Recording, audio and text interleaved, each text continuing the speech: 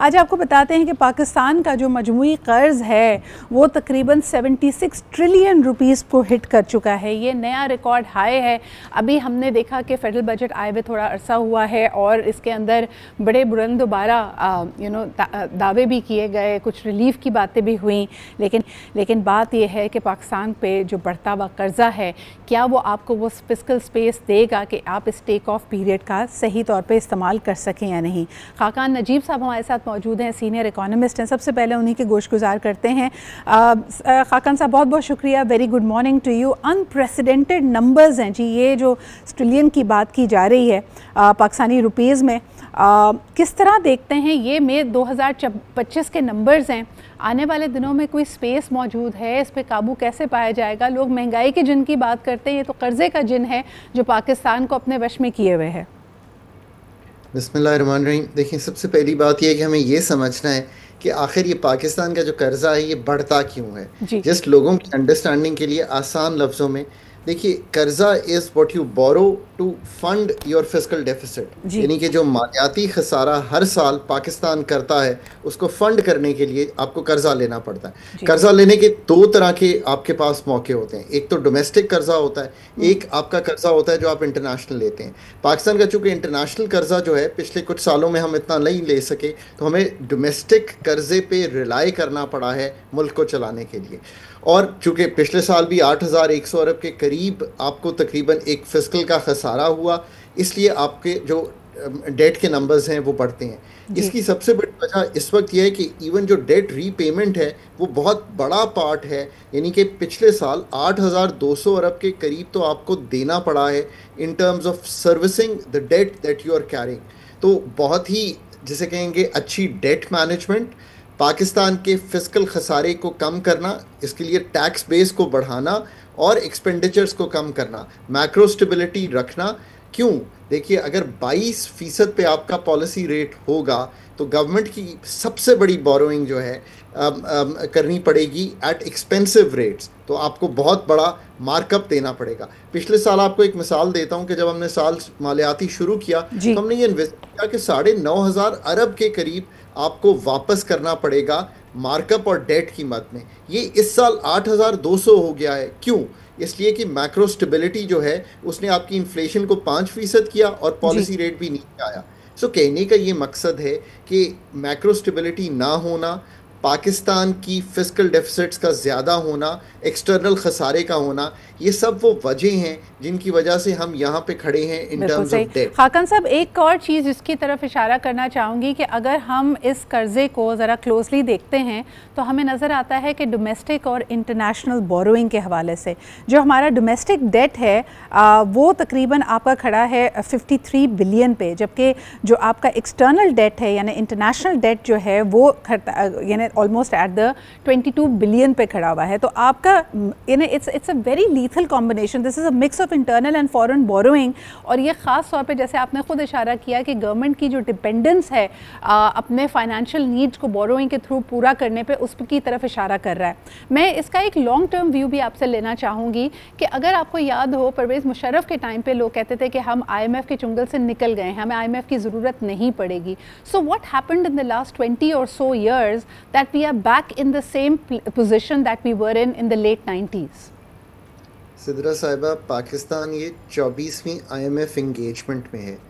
ایک امپورٹنٹ بات یاد رکھنے کی یہ کہ ان میں سے جو لانگ ٹرم انگیجمنٹ ہے وہ زندگی میں ایک کمپلیٹ کی ہے, وہ 13-16 کی ہے. اور یہ بات مجھے صدرہ اس لیے معلوم ہے کہ وہ انگیجمنٹ میں نے اس کور ٹیم میں اینکر کی تھی پاکستان کے لیے. Pakistan, even the IMF engagements, Pakistan has not been able to successfully complete those. بار بار ابھی جو لاسٹ پروگرام تھا جس کے بعد ملک میں ایک میکرو انسٹیبلٹی سی آئی, آپ کو یاد ہے 2022 کا جو ٹائم پیریڈ تھا وہ مشکل گزرا, ہم اس پروگرام سے نکلے, پھر ہم نے ایک اسٹینڈ بائی ارینجمنٹ کیا. دیکھیے, مین بات یہ ہے کہ اگر تو آپ نے IMF سے نکلنا ہے تو اپنی اکنامک مینجمنٹ کو اتنا امپروو کرنا پڑے گا کہ بار بار یہ جو آپ بیلنس آف پیمنٹس کے چیلنج میں جاتے ہیں, what does that mean? Import minus export minus remittances, آپ ایسی سچویشن میں آ جاتے ہیں کہ 19 ارب ڈالر کا خسارہ کھڑا ہو جاتا ہے. وسائل ہوتے ان پیسے کو پے کرنے کے، ڈیٹ رول اوورز مشکل ہو جاتے ہیں، ڈیٹ ری پروفائلنگ مشکل ہو جاتی ہے، ملٹی لیٹرل بوروئنگ مشکل ہو جاتی ہے. You go to the doctor of the last resort, which is the ICU. So what does one have to do? اگر آپ نے چھوٹے سے اس میں ایکسپلین کرنا ہو کہ اس سائیکل سے نکلنا ہے، دیکھیے جب تک یہ جو اسپیس آج ہے نا سدرا، یہ ایکسٹریملی امپورٹنٹ ہے. اس کو سمجھیں. پورے پالیسی میکرز کو یہ سمجھنا ہے کہ ٹائم اینڈ اسپیس آپ کو ایک تو آئی ایم ایف نے دیا ہے، ایک 10 مئی نے آپ کا ایک برانڈ پاکستان تبدیل کیا ہے. اس وقت آپ 14 ارب ڈالر کے ریزروز پہ کھڑے ہیں. اگر آپ اپنے فنڈامنٹل کام نہیں کریں گے، یعنی کہ اگر آپ ڈومیسٹک اور فورن انویسٹمنٹ کو لانے کے لیے پاکستان میں ایک فضا نہیں بنائیں گے جس سے انرجی سیکٹر کو ٹھیک کرنا، ڈی ریگولیشن کرنا، لبرلائز کرنا، بہت سے اداروں کو پرائیویٹائز کرنا، کیونکہ میکرو اسٹیبلٹی فنڈ کے آنے کی وجہ سے آ جاتی ہے. سدرا آپ دیکھیے نا، اس وقت انفلیشن 5% پہ ہے، ریزروز کی پوزیشن اچھی ہے، کرنٹ اکاؤنٹ سنبھل گیا ہے، مالیاتی خسارے کو کم کرنے کی کوشش ہو رہی. Absolutely very interesting thing. Khaqan صاحب آپ نے کہا کہ فورن اور ڈومیسٹک انویسٹمنٹ دونوں کو اٹریکٹ کرنا پڑے گا. اچھی خبر ایک بتائی جا رہی ہے کہ آذربائیجانی پریزیڈنٹ الہام العویف کے آنے سے پہلے $2 بلین ان کی طرف سے پرومس ہوا ہے as investment in Pakistan. But if I were to ask you کہ جو ہمارا لوکل سرمایہ دار ہے، جو ویلدی طبقہ ہے جس کے پاس یہ سکت موجود ہے کہ وہ پاکستان میں انویسٹ کرے، جو اس وقت کا کرنٹ پالیسی ایٹماسفیئر ہے، جو ملک کے اوپر ایک کانفیڈنس ہے انویسٹرز کا، کیا وہ اسپیس کریٹ کرتا ہے؟ Do you feel the local investor, the domestic investor is interested? تو Sadra that's the most important part. M O Us ہم نے بہت سے ملکوں کے ساتھ بہت سے سائن کیے ہیں. Just a quick comment on the Azerbaijan $2 billion کا کیا. اب اس کو انویسٹمنٹ کا فریم ورک اور ٹائم پیریڈ بنانا پڑے گا. I think when the president visits Pakistan تو اس میں سے کچھ ایم او یو جو ہیں ان کو عملی جامہ بنایا جا سکے گا.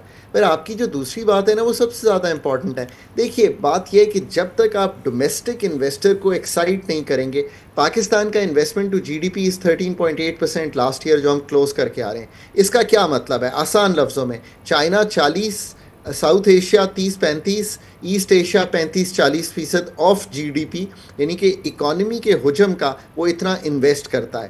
Your 13.8% is for for less than what you need to make the 7% growth target. اسی لیے آپ یہ 2-2.5-3% گروتھ ٹارگیٹ میں. تو ہم نے بہت ہی آسان لفظوں میں آج یہ ایکسپلین کیا ہے کہ اس کو ریمپ اپ کرنے کے لیے آپ کو جو پاکستانی پرائیویٹ سیکٹر ہے اس کو اتنا ایکسائٹ کرنا ہے کہ وہ دبئی میں اربوں ڈالر کی پراپرٹی کی بجائے یہ فیل کرے کہ پاکستان کی شرنکنگ مینوفیکچرنگ میں انویسٹ کرنا ہے تاکہ ہم جوتی، چپ، موبائل، گاڑی بنا کر دنیا کو بیچ سکیں. بالکل صحیح. مجھے یہ بتائیں خاقان صاحب کہ if I were to ask you, عام طور پہ ہمارے یہاں ذکر کیا جاتا ہے کہ ریمیٹنسز میں اوورسیز پاکستانی فلانتھروپی میں اینڈ ادروائز بہت زیادہ ڈونیشنز دیتے ہیں. جو بلو کالر ورکر ہے یا اس کے علاوہ جو ہائیلی اسکلڈ لوگ بھی ہیں جن کی فیملی ٹائز پاکستان میں موجود ہیں، وہ ریمیٹنسز بھیجتے ہیں. ایک ہمارے پاس ریونیو کا ذریعہ یہ ہے. پھر اس کے علاوہ شہ سرخیوں کا حصہ بنی کہ تقریباً 17 سے 20 lakh skilled and semi skilled جو ہیومن ریسورس ہے، ہیومن کیپٹل ہے پاکستان کا، وہ پاکستان سے باہر جا رہا ہے.